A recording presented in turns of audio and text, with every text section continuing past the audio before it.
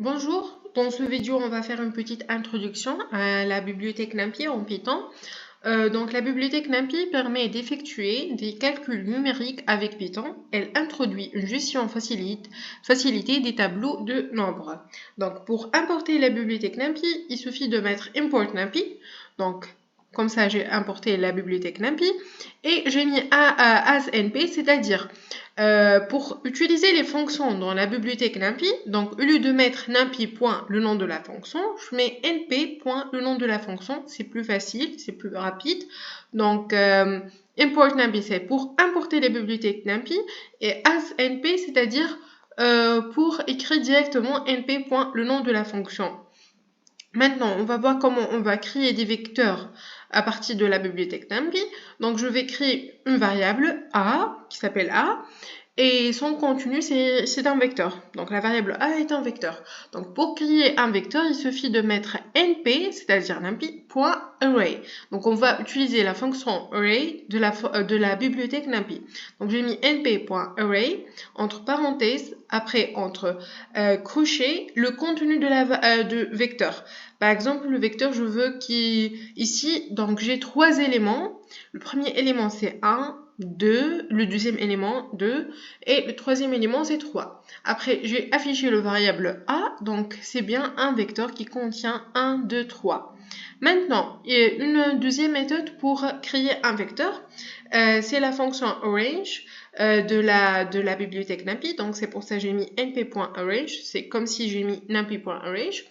Ensuite, je mets le début, c'est-à-dire le premier élément que je veux commencer.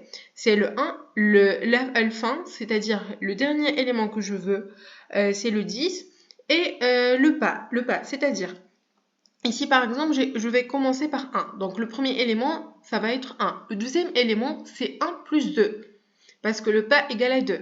Donc 1 plus 2, c'est égal à 3, donc le deuxième élément, c'est 3. Ensuite, le troisième élément, c'est 3 plus 2 égale à 5. Ensuite, 5 plus 2 égale à 7. Ensuite, 7 plus 2 égale à 9. Et 9 plus 2, c'est 11. Mais ici, il faut arrêter avant le 10 ou égal à 10. Le 11, c'est plus grand que 10, donc on arrête à 9. Donc ça, c'est la deuxième méthode pour créer un vecteur. Et le troisième méthode, c'est la fonction linspace, donc le début, le fin et le nombre d'éléments dans le vecteur. Donc par exemple ici, j'ai mis le début c'est 1, le fin c'est 10 et le nombre d'éléments 3. Donc je veux que le vecteur il contient 3 éléments. Donc il a commencé par 1, ensuite 5,5, ensuite 10. Par exemple, ici, je vais mettre a égale np.linspace a égale np.linspace. Donc il va commencer par 1, il va finir 10 et je prends par exemple 10 éléments. Donc ici parce que j'ai pas exécuté import numpy as np parce que j'ai pas exécuté, c'est pour ça. Donc le premier élément 1, 2, 3, 4, 5, 6, 7, 8, 9, 10. Donc si on compte, ça va être 10 éléments. Si par exemple je mets 4 éléments, donc il va afficher 1, 4, 7, 10. Seulement 4 éléments. Le début c'est 1 et la fin c'est 10. Maintenant, on va passer à la création d'une matrice. Donc, comment on peut créer une matrice en Python avec la bibliothèque NumPy. Donc, d'abord, je vais créer une matrice de dimension 2, c'est-à-dire 2 lignes, 2 colonnes. Donc, on va utiliser la fonction array de la bibliothèque NumPy. Donc, c'est pour ça que j'ai mis np.array entre parenthèses après crochet une autre fois. Donc, pourquoi? Donc, ce crochet-là, c'est-à-dire la première ligne. Ensuite, ce crochet-là, c'est-à-dire la deuxième ligne. Et ça, c'est pour le matrice, c'est-à-dire. Donc, ici, quand j'ai affiché la matrice de dimension de 2, donc il y a 2 lignes, 2 colonnes. La première ligne, 1, 2. Donc, la première ligne, premier colonne, c'est 1. La première ligne, deuxième colonne, c'est 2. Ensuite, la deuxième ligne, premier colonne, c'est 4.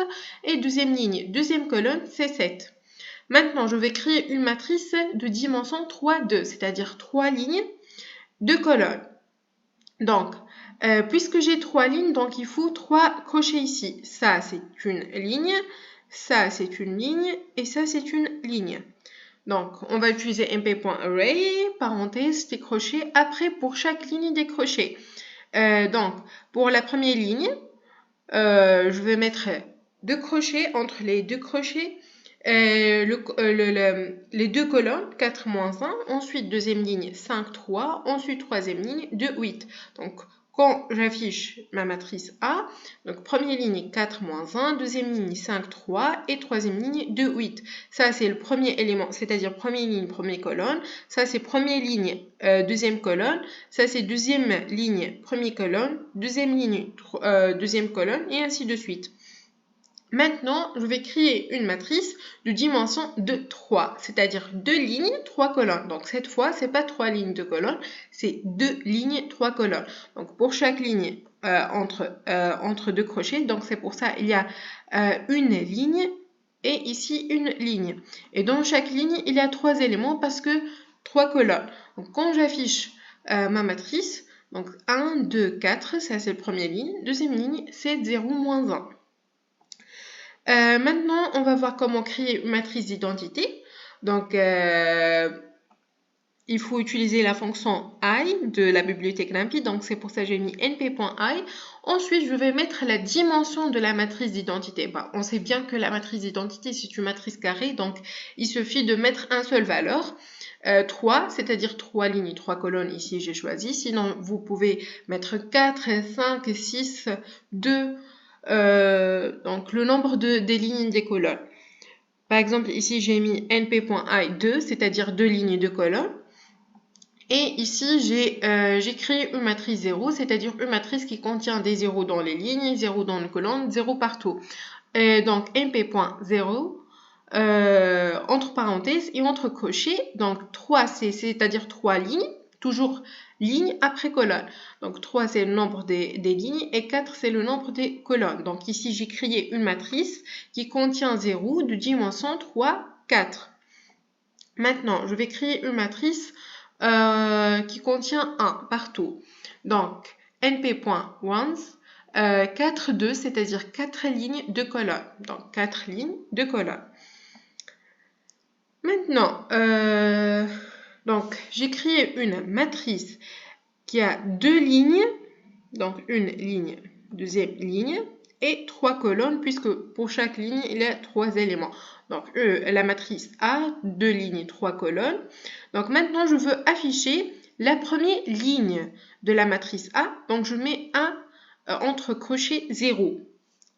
Parce que pour les indices, première ligne, c'est-à-dire l'indice 0. Deuxième ligne, c'est-à-dire l'indice 1. Donc la première ligne, c'est A0. Deuxième ligne, A1. Et maintenant, je vais afficher le premier colonne. Donc je mets A entre crochets 2 points, virgule 0. Pourquoi? Parce que ici, c'est pour les lignes. Donc 2 points, c'est-à-dire afficher toutes les lignes. Virgule 0, c'est-à-dire, ça c'est pour les colonnes. Donc, c'est-à-dire la première colonne. Donc, il a affiché 3, 2 parce que 3, 2, c'est la première colonne. Donc, maintenant, je vais afficher deuxième colonne, c'est-à-dire 0, 7. Donc, je mets 2 points, virgule 1. 2 points, c'est-à-dire toutes les lignes. Donc, c'est-à-dire la première ligne et la deuxième ligne, mais de la deuxième colonne, c'est-à-dire 1. Troisième colonne, donc la même chose, toutes les lignes de la troisième colonne. Première ligne, deuxième colonne, donc toujours le premier indice c'est par rapport les lignes et le deuxième indice c'est par rapport les colonnes. Donc première ligne, donc c'est-à-dire 0, l'indice 0. Toujours si je veux le premier ligne, l'indice égal à 0. Deuxième ligne, l'indice égal à 1. Troisième ligne, l'indice égal à 2. Et ainsi de suite. Donc je veux la première ligne, c'est-à-dire 0. Ensuite, je veux le deuxième colonne, c'est-à-dire 1. Donc, toujours, on commence par les lignes, après le colonne. Maintenant, deuxième ligne, première colonne. Donc, il veut la deuxième ligne, c'est-à-dire l'indice égal à 1. Donc, je mets 1 d'abord. Ensuite, il veut le premier colonne, c'est-à-dire 0. Maintenant, pour calculer le nombre d'éléments d'une matrice, c'est-à-dire combien d'éléments dans la matrice, donc on met np.sizeA. Donc, il y a 6 éléments. Si on compte, 1, 2, 3, 4, 5, 6. Donc, il y a 6 éléments dans la matrice A. Et pour la dimension d'une matrice, c'est-à-dire nombre de lignes, nombre de colonnes, donc np.shapeA, donc ici, il a affiché 2 lignes, 3 colonnes. Produit terme à terme. C'est-à-dire, c'est quoi terme à terme? C'est-à-dire, je vais faire, par exemple, ici, j'écris une matrice A de dimension 2 lignes, 3 colonnes, et j'écris la matrice B de dimension 2 lignes, 3 colonnes, la même dimension que A. Donc, terme à terme, c'est-à-dire, ici, 1 fois 4, ensuite 2 fois moins 2, ensuite 3 fois 3, ensuite 0 fois moins 1, moins 2 fois 0, et 4 fois 5. Donc, on a fait A étoile B, et il m'a affiché le résultat. Donc, si on voit ici, 1 fois 4, c'est 4. 2 fois moins 2, c'est moins 4. 3 fois 3, c'est 9. Et ainsi de suite. Maintenant, je vais faire le produit matriciel. Donc, le produit matriciel, il faut que A, par exemple, ici, j'ai pris un exemple. A est une matrice de dimension 2, 3, 2 lignes, 3 colonnes. Il faut que le B soit de dimension 3 lignes, c'est-à-dire le nombre de colonnes dans A, c'est le même nombre des lignes dans B. Après, n'importe quel nombre. Donc ici, moi, j'ai choisi 3, 2. Le produit matriciel A étoile B, c'est la première ligne fois c'est-à-dire A1 fois B1 plus A2 fois B3 plus A3 fois B5. Ça, c'est le premier élément de la matrice produit. Et ainsi de suite. Donc, ici, par exemple, puisque j'ai créé A est une matrice de dimension 2, 3 et B est une matrice de dimension 2, 3, donc pour faire le produit matriciel entre les deux matrices, on utilise np.dot. On utilise la fonction dot de la bibliothèque np. Donc ici, j'ai fait np.dot.ab, donc il m'a affiché une erreur. Pourquoi? Parce que la matrice A est de dimension 2, 3 et la matrice B de dimension 2, 3. Donc, il faut que le nombre des lignes de B soit égal au nombre des colonnes de A, c'est-à-dire il faut que le nombre des lignes de B soit égal à 3, pas 2. Donc, c'est pour ça il m'a affiché une erreur.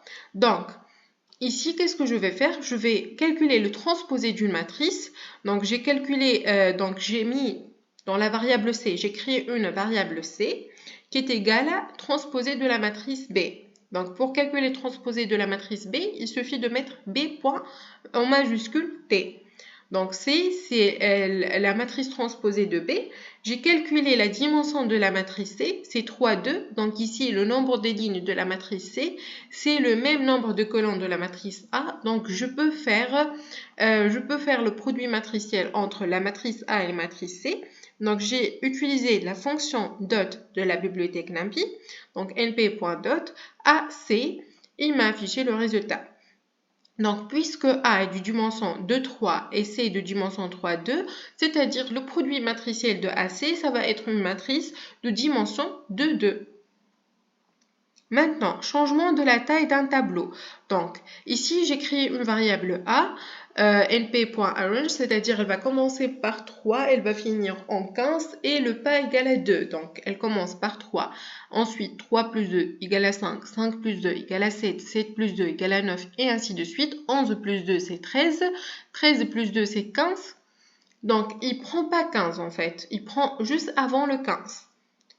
Ensuite, j'ai calculé np.sizeA, c'est-à-dire combien d'éléments dans le vecteur A. Donc, il y a 6 éléments. Si on calcule 1, 2, 3, 4, 5, 6. Ensuite, j'ai mis A.shape égale à 3, 2, c'est-à-dire je veux transformer le A en une matrice de 3 lignes de colonnes. Donc, Et j'ai affiché la matrice A, donc il a mis, puisqu'il veut 2 colonnes, donc il a mis 3, 5 dans une ligne, ensuite 7, 9 dans une ligne, ensuite 11, 13 dans une autre ligne. Donc il faut faire attention ici parce qu'on ne peut pas choisir comme on veut si le nombre d'éléments c'est-à-dire par exemple 7, on va dire. Le nombre d'éléments de A, c'est 7. Donc on ne peut pas diviser 7 dans une matrice de dimension 3, 2. Ensuite, j'ai changé A.shape égale à 2, 3. Donc cette fois, je veux que le A soit une matrice de dimension 2 lignes et 3 colonnes. Donc j'ai mis A.shape égale à 2, 3. J'ai affiché la matrice A. Donc qu'est-ce qu'il a fait? Il a pris les 3 premiers éléments dans A, ils ont mis dans une ligne. Ensuite, ils ont pris les 3 autres éléments de A, ils ont mis dans la deuxième ligne. Donc on va s'arrêter ici pour aujourd'hui et on se voit dans un autre vidéo. Merci.